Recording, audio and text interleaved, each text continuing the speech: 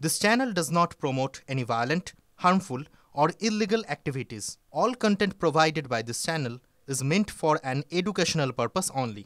এই সমস্ত ট্রেন্ড অপরাধীরা আপনি নিশ্চিন্তে থাকুন, এরা এদেরকে মিষ্টি কথায় জিজ্ঞাসা করলে হবে না। সিনেমায় যেভাবে সুনীল শেট্টি, তারপরে ধরুন আরও সব ওই অজয় দেবগনরা যেভাবে আসামিদের জেরা করেন, এদেরকে এইভাবে জেরা করতে হবে। এদেরকে ওই সাধারণভাবে বিরিয়ানি খাইয়ে জেরা করলে এরা কখনো উত্তর দেবে না। চেয়ারম্যান হতে যাচ্ছিলেন ওনার স্ত্রীর কথা অনুযায়ী, সম্ভবত তার জন্য ওনাকে সরিয়ে দেওয়া হলো ওনার স্ত্রীর কথা অনুযায়ী। তার মানে ভাবুন এই পদটায় কত বধূ আছে। 50 লাখ টাকা দিয়ে খুন করিয়ে দিল, নিজের জীবনের, তার পরবর্তী জীবনের সে পরোয়া করলো না। তার মানে ওই পদে বসলে সে কত কোটি টাকা কামাতো বা কত কোটি টাকা পরের লোকটা কামাবে, যার জন্য তাকে এইভাবে খুন করা হলো। মিনিমাম 500 কোটির গল্প না থাকলে কেউ 50 লাখ দিয়ে খুন করায় না। কারণ যে খুন করায় সেও জানে খুন করার পর শুধু টাকা নয়, নিজের জীবনটাও কোশ্চেন মার্কে চলে যাবে, প্রশ্নের মুখোমুখি হবে।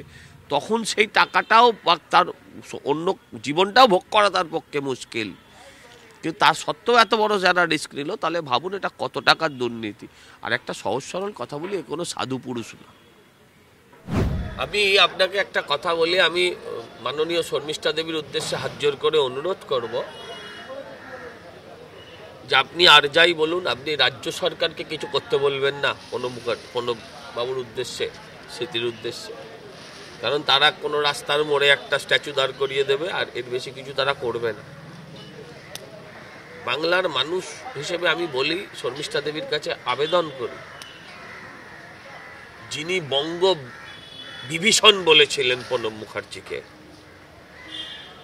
মুখার্জিকে যিনি বঙ্গ বিভীষণ বলেছিলেন, হাত জোর করে প্রার্থনা করি দয়া করে তার কাছে কোনো সহযোগিতা চাইবেন না।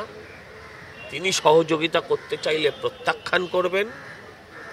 বাংলার আগামী দিনের বাংলার প্রকৃত মামাটি মানুষের সরকার ভারতীয় জনতা পার্টির নেতৃত্বে যখন তৈরি হবে, তখন তাকে যথাযোগ্য সম্মান আমরা নিশ্চয়ই দেব বাঙালিরা। কিন্তু যিনি বঙ্গ বিভীষণ বলে অসম্মান করেছিলেন, দয়া করে তার উদ্দেশ্যে কোনো বার্তা দেবেন না। আপনি অভিষেক বন্দ্যোপাধ্যায়, আমি কাল ডায়মন্ড হারবার গেছিলাম, রাস্তায় রাস্তায় মোড়ে মোড়ে যে বড় বড় বোর্ডগুলো লাগানো রয়েছে অভিষেক বন্দ্যোপাধ্যায়ের, মানে দেখলেই বুঝতে পারবেন সেটা কটাক্ষ রয়েছে সরকারের স্বাস্থ্য ব্যবস্থার প্রতি। পরিষ্কার বাংলা ভাষায় সেখানে লেখা আছে রেফারেল সিস্টেমের কথা সেখানে পরিষ্কারভাবে লেখা আছে।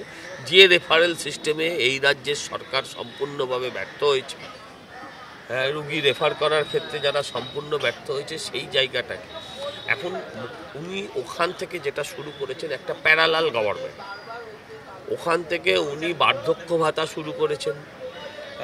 আজকে উনি এবারে স্বাস্থ্য ব্যবস্থাকে নিজের মতন করে করলেন। এই আপনাদের জানিয়ে রাখি, এখানে 100 টাকা দিতে হয়, এবং আমি বহু মানুষের সঙ্গে কাল কথা বলে দেখেছি তাদের অভিযোগ আছে সেখানে ডাক্তার নেই বেশিরভাগ ক্ষেত্রে। 100 টাকা করে ফিস দিতে হয় ডাক্তারকে। সে দিয়েও যদি মানুষ পরিষেবা পেত তাহলেও আমার বক্তব্য থাকতো না। কিন্তু আমি যে দেখেছি যেখানে যেখানে, কালকে আমি ডায়মন্ড হারবারে বিস্তীর্ণ অঞ্চলে ঘুরেছিলাম, তো সেখানে আমি দেখলাম মানুষের বক্তব্য আছে যে এটা ফার্স্ট লোক দেখানো বিজ্ঞাপন ছাড়ার কিছু না। আর উনি তো রাষ্ট্রীয় স্তরের নেতা, অল ইন্ডিয়া।